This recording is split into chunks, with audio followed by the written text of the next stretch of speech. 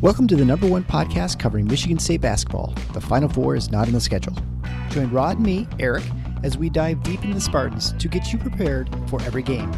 Subscribe today for in-depth recruiting updates and fantastic interviews with today's important college basketball personalities like Robbie Hummel. Thanks for having me. I have listened to your guys' podcast numerous times on drives throughout any Midwestern Big Ten city. So I am big fans of your guys' work. Jay Billis. And next time, hey, if anybody in Michigan wants a December tea time, call me. You wimps won't show up, but I'll be there. I'll be there and play in the cold. And Izzo will be in front of the fire with hot chocolate. Coaches Thomas Kelly. No problem. Glad to be back, man. Glad to be back. Mike Garland. Just can't sit there and trade twos for threes. You can't do it. You're gonna lose. Coming down the stretch, you're gonna lose. And more. You won't find better coverage of Spartan hoops than you will get here. For both the casual and hardcore fan, come along as we take you for a green and white ride. Hey everybody, it's Eric alongside Rod, here to discuss Michigan State's upcoming game against Stony Brook on Thursday evening at the Breslin. Not only is it a chance to grab another ice cream sandwich for me, but an opportunity for the Spartans to continue to build on the momentum they've generated over the last two games. First thing, I'd like to quickly apologize for the mess up in the audio on the Oakland postgame. So if you haven't had a chance to listen and would like to, just delete the current one for your podcast player, re-download it, and you should have the correct version of the audio. It accidentally got uploaded the pregame. And Michigan State plays Oakland too many times. That's my excuse. And so I have too many Oakland files on my computer. So second, Rod and I would like to thank those of you who support the show financially. You guys are the best, and we really appreciate each and every one of you. I'd like to personally thank Patreon donors Bill Church, Brian O'Donnell, and Chad Hickey at the Mateen Cleese level. Patreon donors Adam Walzak, Dan Rankin, Doug Robinson, James Benton, Jim L., Michael Bosnick, Paul Marsh, and Scott Driscoll at the Draymond Green level. And all of those of you who contribute at the Scott Skiles level. And also special thanks to Richard Wagenheim, who's a subscriber on Substack. If you want to show your appreciation and contribute to what Rod and I are doing here, head on over to thefinalfoursontheschedule.com/support to find ways to contribute. Finally, I want to thank you for the success of the show. Thanks to you putting our show in the top 100 basketball podcasts in America. It certainly helps that we're a Michigan State-centered show. But I have an interesting fact that I don't think even Rod knows. Did you know, Rod, that our show is bigger than 31% of the shows on Netflix? Now, seriously, in terms of how's that? That's measured by downloads. Yeah, by downloads and minutes watched. Yeah, so they actually Netflix has released their. I knew metrics. that they'd finally released it after years of obfuscating. Yeah. Yeah, I did not know that. That you're getting a fresh reaction from me, folks. That's that's interesting. I'm not sure. I mean, I'm certainly happy about it from our perspective. I think it's impressive, but I also don't know if I'd love being the creators of, what would you say it was, 31%? Yeah, 31% of the shows on Netflix. 31% of Netflix shows. Yeah, that are below us in terms of activity. So anyway, that's good information. Yeah, over the last 7 months, we've had over 12 million minutes listened to of our show. So just to give you sort of an idea of the volume, it's kind of hard to comprehend in some ways. So I know that's not just one person. So we appreciate all of you for sharing the show with your friends and family. It means a ton to us, and it's really been fun being a part of this ride and a team that seems to have turned a little bit of a corner. So let's talk about the Stony Brook Seawolves now. They are 6-5 in the season. They have the same record as Michigan State. Obviously, they've different competition. They're ranked number 257th in KenPom overall. They do have one common opponent with Michigan State and a common result in the fact we both lost at Nebraska. They lost by 21 back in November. They're on a 4-game winning streak right now coming into the game. But the best of the victories was over Bryant, who is ranked 213th. On offense, Stony Brook is 224th. And on defense, they're ranked 288th. So offensively, they don't do too much well, but they do shoot the three okay at 36.5%, which is good for number 65 nationally. 2-pointers, not as good, obviously. They're 272nd in 2-point shots. They turn the ball over a lot, too, ranked 205th in turnover percentage. They don't offensive rebound well at 198th. And they don't get to the line a lot, ranking at 207th in free throw attempts per field goal attempts. And they play at a very slow pace at 207 in offensive length of possession. So on defense, the one thing they do really well is avoid fouling, which makes me think they're not close to anybody. But so they're number 12 in opponents' free throw attempts, but they just getting annihilated from the three. Teams are shooting 37.5% against them from three, and they also don't defensive rebound very well at all, with a ranking of 251st. Yeah, I think in terms of what you got to deal with trying to defend this team, it's a pretty simple equation. You can't let them hurt you from three. They take a lot of shots from three. 41% of their shots overall are from three. So it's tilted heavily in that way, and they're shooting, rounded up 37%. So they've got a number of guys. It's not just one or two guys. They got a number of guys that are legitimate threats, and they're going to take a lot of them. So that's the thing you've got to worry about there. Defensively, yeah, it has not been good for them. Make no mistake about that. They really struggle, other than, as you noted, not fouling people, which is, maybe a double-edged sword in this case, could be.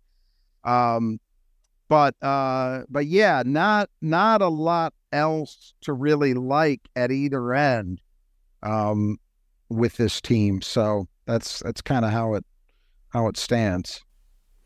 Yeah. So I guess give me a comparison idea. I don't know if you have the numbers in front of you, but it's 221st or 4th on offense, 288th on defense. Where is Michigan State ranking right now? Do you happen to have that on hand? They are, I did look at it there. I don't recall for sure on the defensive end. Except that I want to say they're 13th or 14th. Offensively, they're up to number 41. Because I know they were just verging on being top 40 in both. Here's the thing. For all the, and I'm not belittling anyone who took issue with the way Michigan State had been playing. It was legitimate. But for all of that talk and all of that negative feeling, the fact is, in terms of the metrics, Michigan State is not very far off from where you'd want them to be. If you're a top 40 team, both offensively and defensively, you're a team that has a legitimate chance to do real damage in March, meaning Final Four damage. Right. That you have that opportunity. So I think that's something worth keeping in mind. But yeah, they actually check out pretty well. And offensively, it's truly remarkable that they're where they are, considering, some of the struggles shooting the ball. But, again, when you look at it, there's a lot of areas that this team actually checks out pretty well. They're once again inside the top 100 turnover percentage. Mm-hmm. So they're not kicking the ball around very much. The three-point shooting is now a tick above 33%. They're somewhere in the 180s overall nationally, which means they're middle of the pack. Yeah. Now that's not great, but it's miles better than where they were even 2-3 weeks ago, right? Yeah, they're like 270 or 280, weren't they? Or 300. They have been very good shooting too, something they really struggled with last year, and they're a little bit better than a typical Izzo team, at least in terms of drawing fouls. They haven't been great yet from the line, converting them, but they've been getting more fouls and foul shot opportunities than is typical. The one thing that's been inconsistent, it's been inconsistent at both ends, is the rebounding. Yeah. Both offensive and defensive rebounding, they're outside the top 100. You would expect at least one of them would be inside the top 100, and that does need to change. But other than that, this team's offensive profile is not bad, and defensively, it's actually really good. Do you happen to know the pace of play, if that has improved since the last couple of games, or is it still pretty slow? I would guess it's improved. I would certainly think it's improved. I don't have it in front of me. I'm sure it's not great. Yeah, the one thing about the rebounding is it feels like they're a really good rebounding team, like every other game. Like, yes, one game they're definitely like a top 50 team, and then they're like a top 200 team. It's maddeningly inconsistent. That is the problem with it, because when you see them do the job, and I was obviously I think most people realize this. They played two teams consecutively that, at least in terms of their profiles, are very good offensive rebounding teams in Nebraska and Baylor especially. But even Nebraska, we talked about, it's the first time in forever that they've actually been good in that area of the game. Really, really impressive to hold those two teams down. Now, Nebraska, they gave up some big ones late that cost them in a close game, but overall they did a good job. And then you go out against a poor offensive rebounding team in Oakland, and you give up 16, a 40% rate. It's maddening. It's got to be, if it's maddening to me, imagine how Tom Izzo feels, That's really, I think right now, with where this team's at, if they can keep on track overall, I'm pretty happy with where they are, with the exception of consistency on the boards. There have been games where the offensive rebounding has been a real positive factor, and then there are games where it's not existent. There are games where they shut the opponent down on the defensive glass, and then there are games where they get beaten up. Yeah. So the fact that they've been capable of doing it at times at both ends suggests that the potential is there. But honestly, I put most of the inconsistency on the perimeter guys. Yeah, I was going to say, it seems like more a guard problem than anything.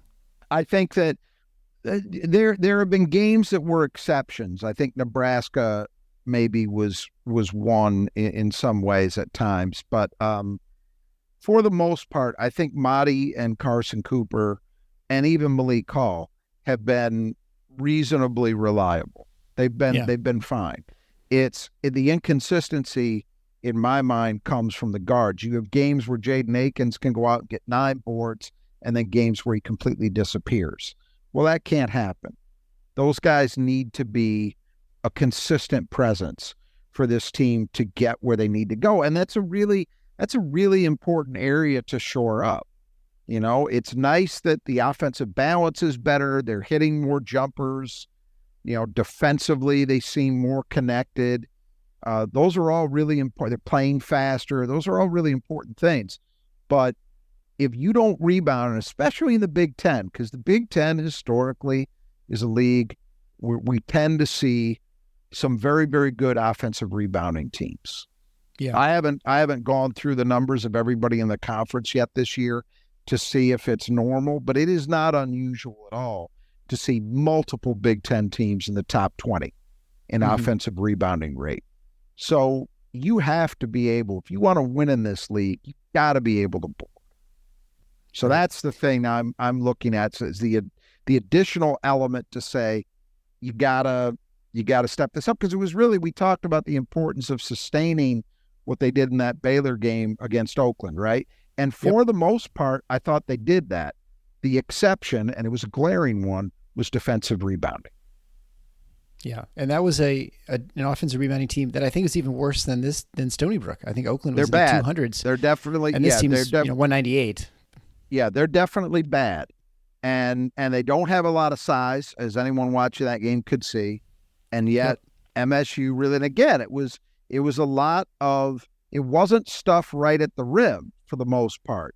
It was just guys not tracking the ball very well on the perimeter, not being aggressive enough and going and getting it.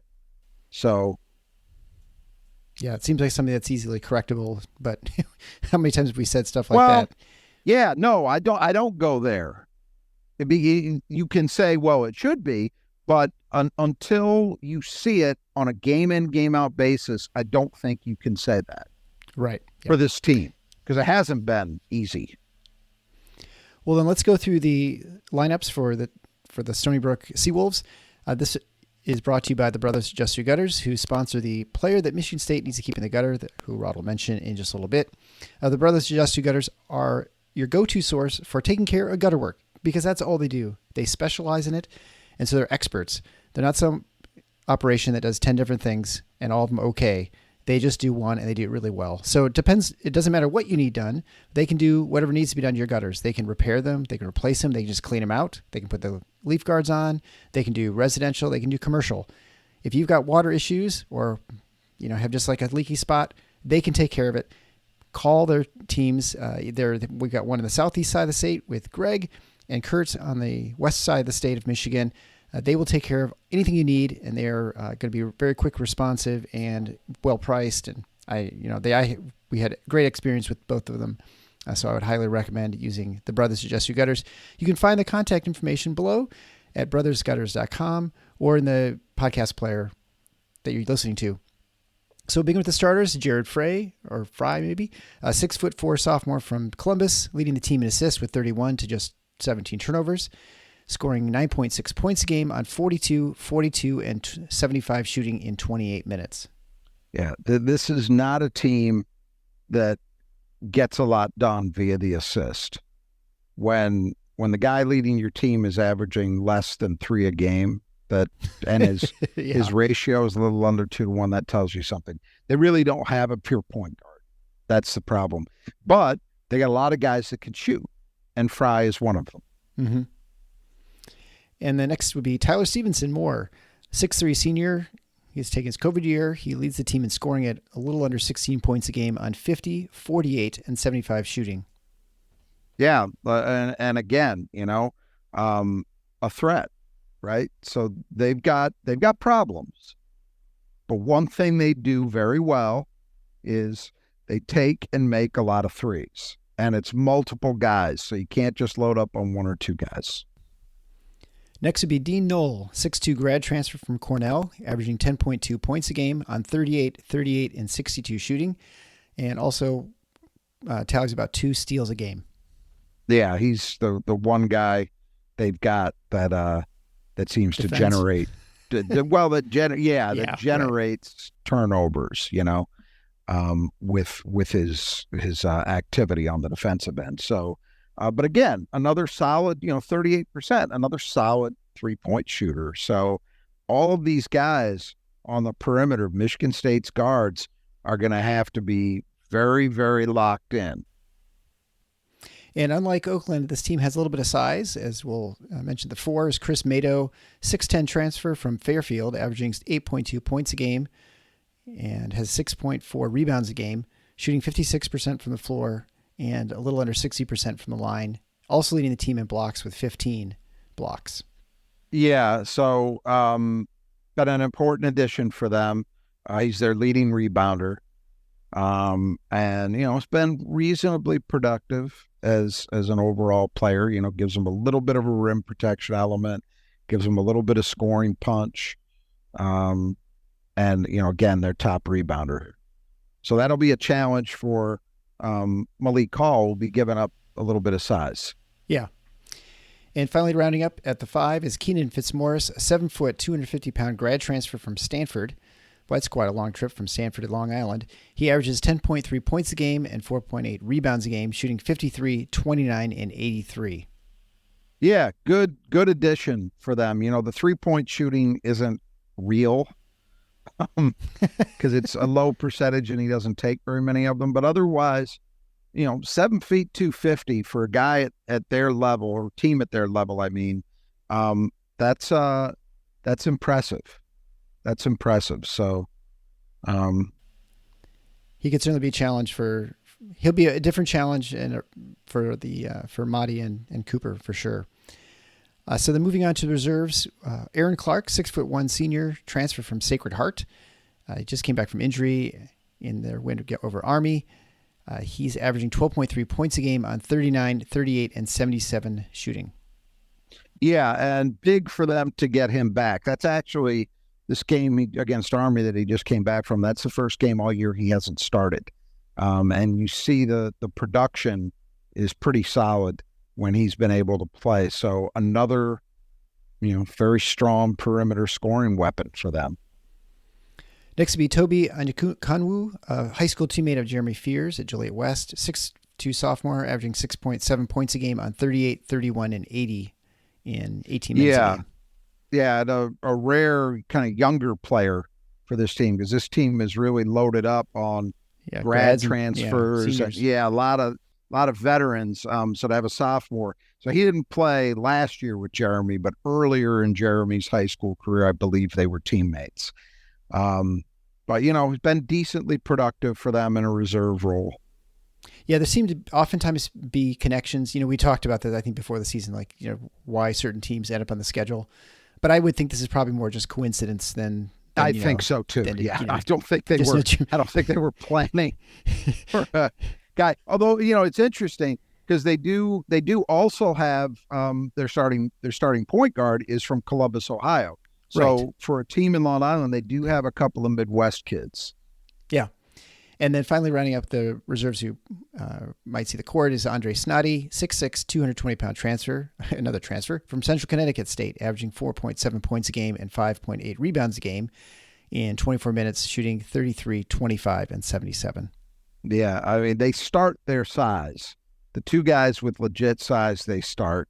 And then Snotty is at 6'6", 220 is the next, the only other quote-unquote big man that plays, and it's basically an 8-man rotation. So, but 24 minutes a game, obviously he's logging some serious time. And so, in your opinion, the player Michigan State needs to keep in the gutter, who would you pick? I would say, I'm sorry? Oh, I was just going to say Stevenson Moore is my guess. Because he's their top scorer. And he's a very legit. I mean, what is he at? 48% from three. Yeah, 48. Something like that. 50, 48, 75. He's the fairly obvious pick here, I think. When you've got a guy like that who's a guard who presumably will get the ball in his hands a lot, and he's shooting at that rate, I think that's the number one guy you got to kind of load up on and try to limit. I know you haven't watched, hours of film on Stony Brook. So we'll move on to the 5 keys of the game, brought to you by Nudge Printing. Nudge Printing and Fabricated Customs is our other website. And that's what I was talking about the last game after the Oakland. Those are the 2 websites to get the best Spartan apparel or apparel you need for your business or fundraiser. You want to check out their stuff because it is a local Michigan-based company run by Michigan State alums, Gabe and Brittany. They do fantastic work, high quality, super comfortable, wearable, breathable shirts and sweatshirts and hoodies, screen printed, so it's high quality, can sustain lots of washes, and they get the stuff right to you. I mean, we had a fundraiser and they got everything out to us within just 2 weeks. It was great, super turnaround, and they did all the back end stuff for us. We didn't have to worry about that. But also we have just really great shirts. And I've mentioned many times before, they are our favorite shirts and hoodies in our family, and everyone wears them all the time. And so I would highly recommend checking it out. Listeners of the show get 20% off if they type in Final Four, just one word, at checkout. And again, that's at nudgeprinting.com. They have tons of Spartan apparel and other collegiate apparel. Check it out. You won't regret it. All right, so we begin the 5 keys of the game with the first one, defending the arc, which is a fairly obvious one since that seems to be the one thing that Stony Brook does well. 41% of their shots, like you mentioned before, are from 3. So, if you limit that, you think you're going to have a good chance of making their offense really difficult. Yeah, it's the one thing that they've done well all season. And I would say this, in these types of games, the vast majority of the time, when you have an upset or even a game that's more competitive than you expect, the 3-point shot is usually a big element. It's usually the underdog manages to have a good day shooting the 3, and that keeps them alive. Because a team like this, man for man, can't really hold up, right, against Michigan State. So there has to be an equalizer, and that tends to be the equalizer. The fact that it's such an important part of what this team does anyway only buttresses that point. Michigan State has to be able to find a way.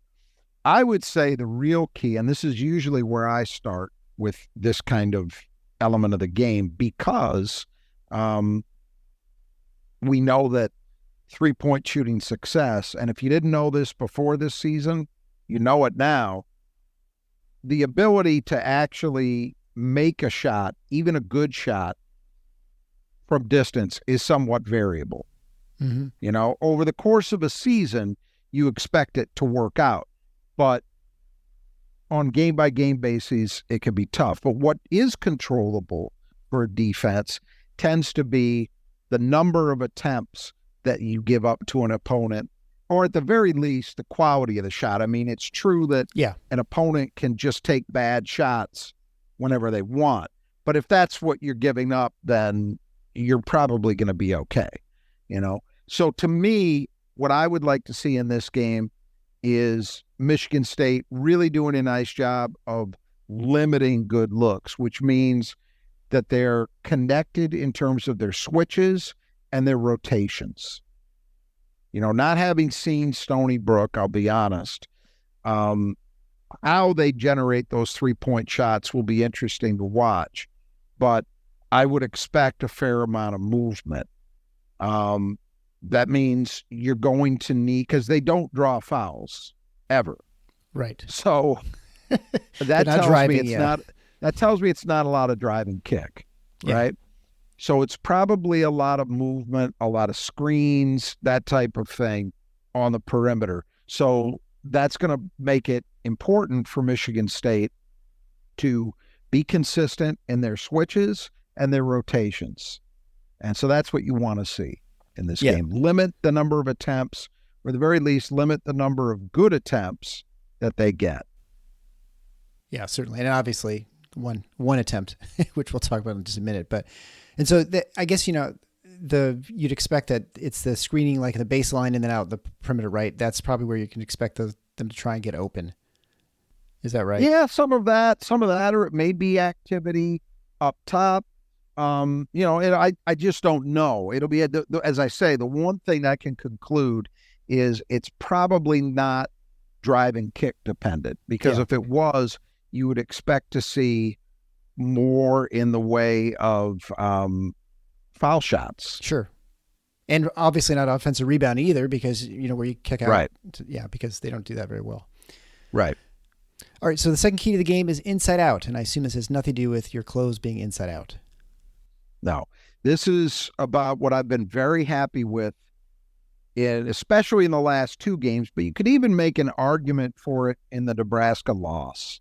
And that is the ability of Michigan State to get some offensive balance. We talk about it ad nauseum. Everybody knows this. They don't really have a reliable, pure low post threat, a guy who just plays with his back to the bat. You know, think Nick Ward, Derek Nix, you know, those types of players. They don't have that. Zach Randolph. So they got to get it other ways, because you still have to have the ability to score in the paint. And so for this team, some of that's going to come via pick and roll. Some of that, if you think back to the Cassius Winston, Xavier Tillman connection, that's an example of what that can do with you. Those teams, particularly the last year where Nick Ward was gone, that team didn't have any back to the basket threat either, because that wasn't really a part of Xavier Tillman's game, right? But Michigan State did not lack for points in the paint, because they were so good at utilizing pick and roll to generate those points. This team isn't at that level in that area of the game, but they've shown they can get some done there. But I think the majority of what this team can do, we know in terms of paint scoring, is via guard penetration. So A.J. Hogard, Tyson Walker leading the charge, but also, you know, Jaden Aiken's capable of doing that. And we've started to see Trey Holloman and Jeremy Fears. I thought Jeremy Fears in this Oakland game had two really nice finishes where he got into the teeth of the lane and finished. Yeah. That's great to see. So that's where it's got to happen. When that happens on a consistent basis and happens at the level that it has been the last couple of games, everything else looks better. First of all, those shots tend to be high percentage shots, so that's good. But you're also going to find that you're spacing the shot windows that perimeter shooters have available to them are longer because teams have to respect the drive more. They've got to respect penetration. So they can't loiter on the perimeter. They can't be as cognizant of the guys on the arc as they would otherwise be. It all goes hand in hand. You know, the platonic ideal of this in my mind, and frankly, the kind of basketball that I love to watch, given my druthers, is when you have a low post player who is a true scoring threat, but is also a very good passer. To me, the guy who best embodied it, I'm not saying he was the best low post player they ever had, but the guy who best embodied it was Derek Nix in Izzo's tenure. He was such a good passer, such great vision, and yet he could score. And, you know, he demanded double teams because of how effective he was. It was really, really impressive. And I think that to me, and it's been lost some in basketball because of various changes in the way the game is played, particularly at the pro level. In college, you'll still see that sometimes. And for me, aesthetically, that's the best way to play. That's what I appreciate the most, that inside-out game. This Michigan State team doesn't have that really as an option. So they got to get it other ways. But it can still be nice to watch. And that's what this team has to do. We need to see a continued emphasis on scoring balance. And the third key to the game is sustaining energy. So obviously Michigan State played great lights out against Baylor. We thought had a relatively good level of energy against Oakland. Yeah. So can they keep that going? And, you got to, again, building good habits, right?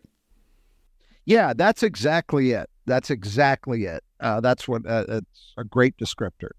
It's about establishing the standard that every time you hit that floor from the opening tap, you are playing harder than your opponent. And that's going to show up in a number of different ways. That's going to show up in the way that you defend. Hopefully that shows up in the way that you rebound. Yeah. It also shows up in terms of 50-50 balls. Are you getting to those? And that, rebounding tends to flow from that. That's what you want to see Michigan State establish as a game in, game out habit, that they are coming out and not only matching, but surpassing the energy that the opponent is playing with. That is not something that this team did well early on. It has started to change, and it needs to continue on this current path, really the rest of the way. Because as we've talked about, if this team wants to believe that they're good enough to just go out there, kind of roll the balls out and talent their way to wins, it isn't happening. We've seen where that gets them, but if they want to come out and play with that kind of intensity and focus, then we're talking. Then we're talking about a team that can do some things. Yeah, I think I saw it written down or mentioned somewhere that this team has maybe a larger than normal difference between their ceiling and their floor in their level of play. And that seems to have been the case this year. I think that's true. And it's true in part because these kind of things we're talking about, effort, focus, toughness, are not usually questions for Michigan State teams. Yeah. There have been years where the talent wasn't what it is in other seasons, but you don't normally have questions around that. And when you do have questions around that, well, there's a lot more variability because, again, certain teams Izzo has had. If I think about like that 17-18 team with Miles and Jaron and Cassius and all those guys, that team had so much talent that, yes, they didn't half-ass it very much, but if they did, they had enough quote-unquote talent that they might be able to win games even with that happening. This is not that team. Yeah. When you look at it, it's early to say with the freshmen. I'll defer on them. But outside of the freshmen, there's not anything close to a surefire NBA player. Right. on this team. There's some very, very good college players, but there's not lottery pick talent. Yeah. So they have to play with that kind of intensity. Fourth key to the game we've already touched on a little bit is defensive rebounding. So obviously, as we mentioned, Michigan State's been all over the place with their ability to secure the boards on defense. And it's really, it would be one thing if you said, well, they do a pretty good job against teams that don't board well, but if you're running into a team that's a good offensive rebounding group, they're going to struggle. Yeah, it's random. It's truly random. Yeah, there's no predictability to it. So this is a bad offensive rebounding team, or at the very least a mediocre one. You would hope that means, all right, they can get the job done. Well, not when you're sitting at 176, which I believe is where they are in defensive rebounding rate right now. It's, it's a game-to-game, moment-to-moment proposition. And again, I will stress this. In my opinion, this is mostly on the perimeter guys. They've got to be better. And fifth and final key to the game, the push. Yeah, tempo, right? We've seen it in the last two games, and it's been interesting because we saw it against Baylor, and a lot of that was generated by Michigan State's defense, specifically generating steals. They had 15 steals in that game. Right. So they were able to utilize that to get out into transition. They also rebounded defensively very well. That also helped. Against Oakland, I think they had 5 steals. Mm-hmm. They rebounded horribly on the defensive end, and yet they were still able to find ways to push. That, I would rather they get it from defense and defensive rebounding, but that was actually a little bit encouraging to me because what it told me is, okay, maybe finally the mindset change that needs to happen is setting in. I still think there's room for AJ to grow in that area. And it's hard for me to understand because the 2 previous years, I thought AJ was great in terms of throw aheads. Yeah, right. In transition. And he hadn't done it very much this year. We've only seen it occasionally. And he just has not, the switch has not totally flipped to be looking to push every time out. I think Fears and Holloman have been really, really good in that way, especially lately. Yeah. So those guys I'm really happy with. The starters, I'd like to see another gear reached, but there's no denying that the last 2 games have represented progress. And look, the bottom line is when you are a team that doesn't have a consistent low post threat, and even though it's been getting better, you haven't been a lights-out jump shooting team, you're going to be in trouble if you're playing exclusively in the half court. You got to find a way to get some easy baskets or at the very least put the opposition under stress. And for most of this season, Michigan State has not done it. And it's been shocking, I think, to us because I'll speak for myself. I expected this was going to be back to staples of Michigan State's program, which means running. Yeah. And we just didn't see. We saw nothing close. There was no reason not to expect it. All this talk about man pressure, the depth, the guards that they've got, and the number of them. So and athletic bigs, you just figured all the elements are there. And then the season starts and they're not running. So it's been really encouraging to see that change a bit in the last 2 games. That too needs to continue. And so then I guess just a little bit of quick news and updates. What is it? We're not going to worry too much about Norman again. He's redshirted this year. There seems to be, at this point, it looks like there was probably little likelihood that they would take the red shirt away unless, disaster strikes from an injury standpoint. But my understanding is there was no surgery or anything like that. It was just sort of precautionary wearing a boot. But soreness and giving it a break. And with the more important one, right, that was Collier. Collier, yeah. Yeah, they've shut him down until after Christmas. Now, they say it's just soreness, and the expectation is, I think they're planning on him being back for that first Big Ten game now, which would be Penn State. So it seems like the Indiana State game, which is December 30th. Yeah. They're not expecting to have him for that. That's my read of it.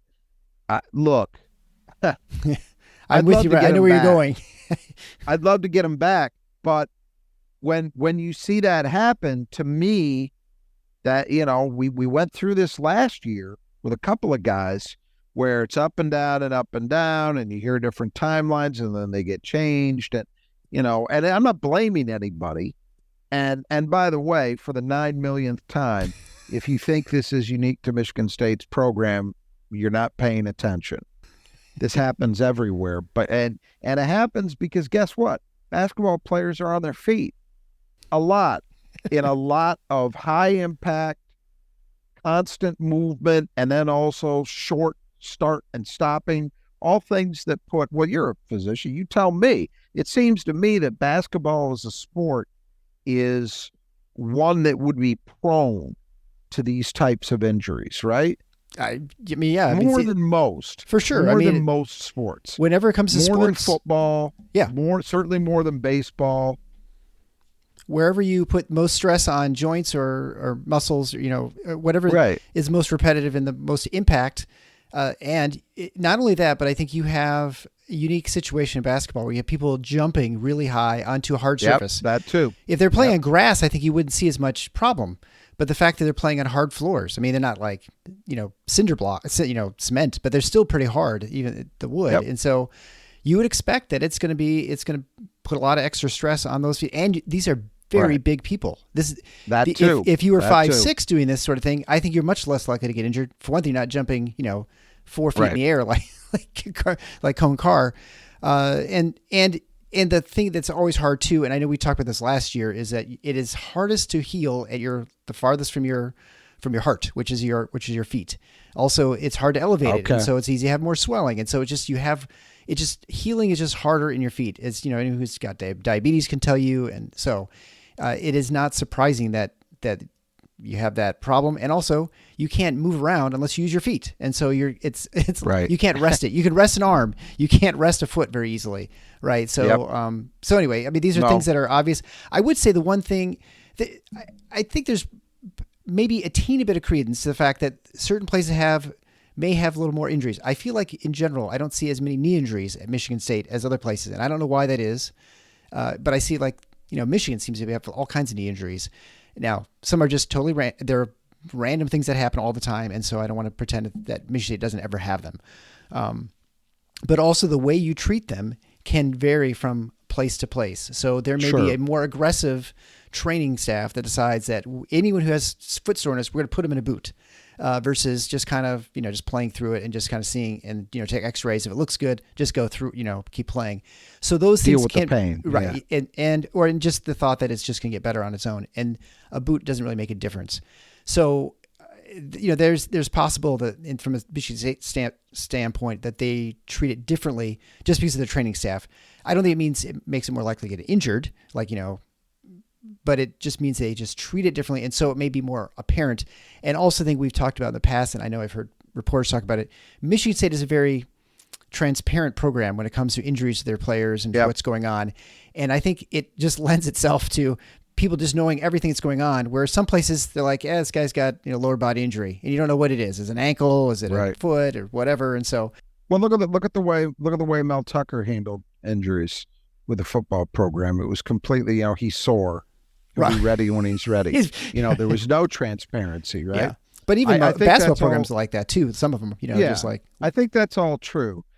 I think with Jackson, then I asked the question because I hadn't heard it. And then after the game, we got an answer from Izzo. What I had wondered was, okay, he's in the boot. Is that precautionary, but he's still practicing, or is he sitting out? Well, we have our answer now. They've put him on ice until after they come back from Christmas. Yeah. So, look, I know when things were pre-Baylor game, there was this notion with a few people that somehow Jackson Kohler was the key to righting the ship. And I'm a Jackson Kohler fan, and I think there are things he can do that will help this team. But even in an optimal situation, I don't think he was a game changer. What had to change for Michigan State was the obvious. People want to make it more complicated than it is. Well, that their best players have to be better. Yeah, right. The team has to be more connected defensively, and their guards need to play well because they're the best players on the team. Pretty simple, but that's the truth. So Jackson Collier doesn't really address a lot of that. He can help at the margins, but it is in a best-case scenario, he wasn't going to be, in my opinion, a game changer with this team. Now, you're talking about him not coming back until the beginning of January. We have no idea where that's going to put him. Yeah.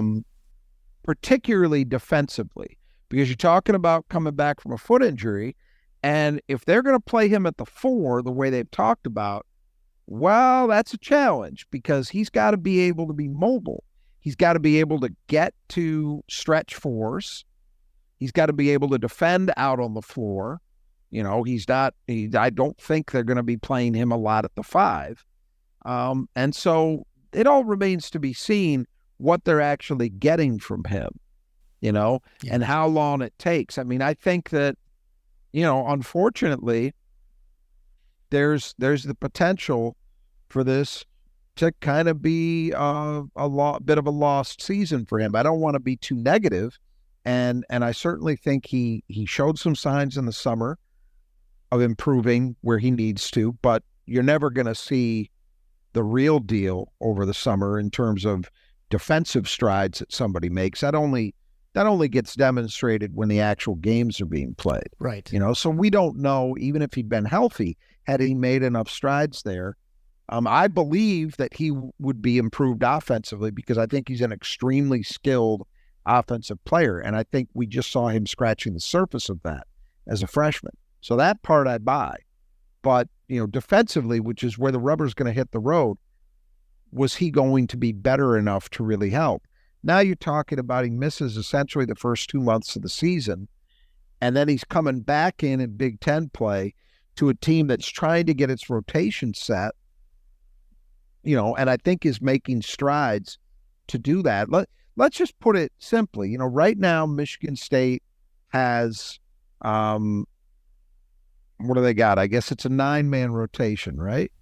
Yeah. Let me think about that. Am I right? 10. No, 10. It's 10 man. It's a 10-man rotation with Booker. It's a 10-man rotation. How are you going to handle that? Are you going to say, well, we're going to give Jackson some turns and Book sits? Or are you going to say, we're going to roll with Book because he's showing signs, and he has. They're not, they're not massive Goliath-like strides, but as I've talked about, they get past the Stony Brook game, and then you're in that period where historically there have been young players that have really made gargantuan leaps over that time. It's a short period of time, relatively speaking, but it tends to be a very important one because you get a chance to work on yourself. Yeah. And so if that happens, and all of a sudden we come back from that break and Booker's even a little better still than he's been, what do you do? So I think that's an open question as to where Jackson Collier fits into this thing right now. And it may be that he plays well enough that it just answers it and, hey, you got to play him. That would be optimal. That would be great. But I'm very much in a let's wait and see where he's at kind of mode. I agree. But I can't wait for the screaming to play him because it's coming. Yeah, well, no matter what this team's doing, it's coming. I would not even be.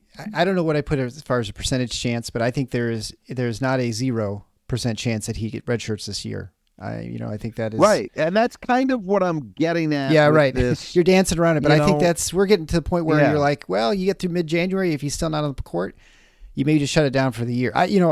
Because again, you have the bodies right now. Right, and you don't want to waste a year. He doesn't get the advantage of a COVID year. Right. We're past that in his class. So yeah, it all matters. And I think, let's wait and see how he responds to this time off. Does that get him straight? And if it does, that when they put him out there and he actually starts to play, where's he at? But yeah, I'm with you. I mean, the fact that we've seen timelines change already, it's not definitive, but I don't think you put that on the encouraging side of the ledger either. No, I don't think so. Yeah, and I don't think there's not many parts of me that thinks that he was ever going to be like a 15-9 guy this year.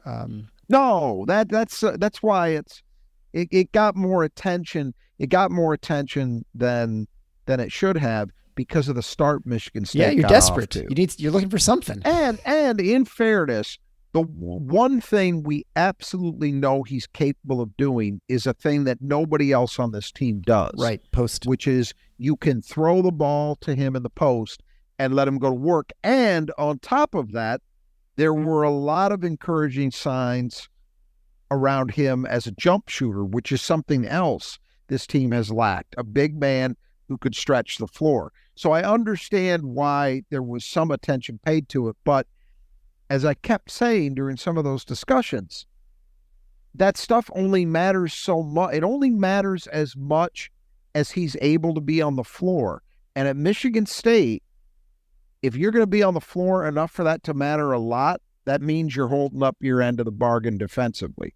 And that's the question mark. That's what we don't know.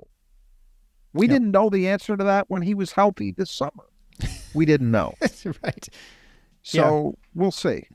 I don't mean to be a downer. I mean, I love Jackson Kohler's potential.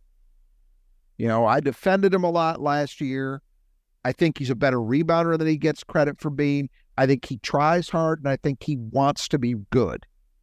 I think he does all the right things. You look at the changes he made, obviously you could see it in his body.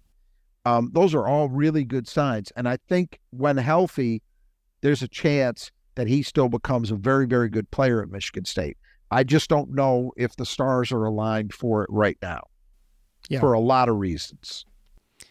Well, we'll just have to obviously just wait and see. So this is probably Michigan State's last easy game, we'll call it, because Indiana State is a really good mid-major team. That's going to be a fight. And then you're in the Big Ten season, and obviously none of those games are going to be easy. So this is probably the last work on yourself kind of game, and then it kind of gets serious. You have that week off, and I feel like sometimes they have a little more than a week, but they've had some weird breaks throughout this December where they have a week at a time, other times. So it kind of compresses this part.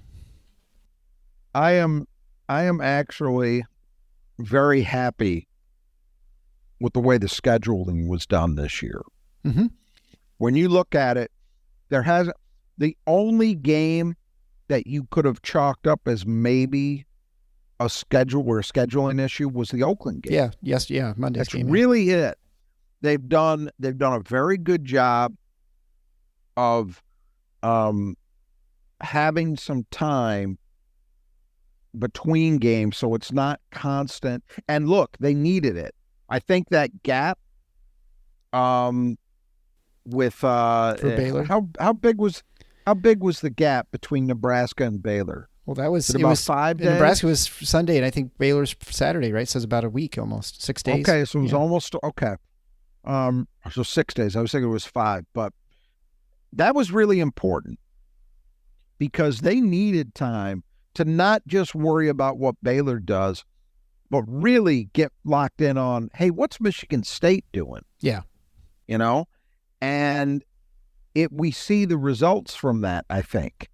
Hopefully, we're going to see results in this upcoming gap between this game and Indiana State. As you mentioned, Indiana State, I had mentioned in the preseason, was a team given a very good shot to contend in the Missouri Valley, and they have not disappointed. They are 10-1. Yep. Their only loss was their season opener. They got blown out by Alabama on the road by 22. So, and they haven't beaten anybody that's really, really, really good. But 10-1 is 10-1. And so that's going to be a challenging game. You wanna think that Michigan State is able to use this time between Stony Brook and that game to continue to solidify the good habits and continue to improve. Mm-hmm. and get better and better, because that will be a challenging game. But it's nice to have that amount of time. You worry about, because sometimes it can produce staleness in a team where they're coming off a long break. With this team, I'm not worried about that. I'm really not. I think I would gladly take these opportunities for them to work on themselves, because I think it's been needed. And this is really the last one. I mean, I haven't looked at the Big Ten schedule. I'm sure there's a point where they do get a little bit of a break, but by and large, it gets intense from the start of January on, right? We know that. Yeah, right. You got 18 games to fill in that time period. So it's a lot of basketball, not a lot of time to work on yourselves, not a lot of time for self-reflection and self-criticism. You're just game planning constantly. So this is really an important period coming up. And historically, it's one that Michigan State has taken advantage of. So hopefully we see that again. It is probably also one of the last realistic chances that Steven Izzo sees a decent amount of time on the court. So, if he were to be able to score his point, I mean, he had, but I guess he got it in Baylor. So who knows, right? Yeah, look, there will be Big Ten games where they're up double digits against somebody at home. I'm pretty sure. But you're right. It's the last one where you might expect to see, minute and two a and a half half or something. minutes. Yeah, right. Yeah. Yeah. All right. Well, we'll leave it there, and we'll see everybody after the Stony Brook game on Thursday. So until next time, the Final Four is on the schedule. Go Green.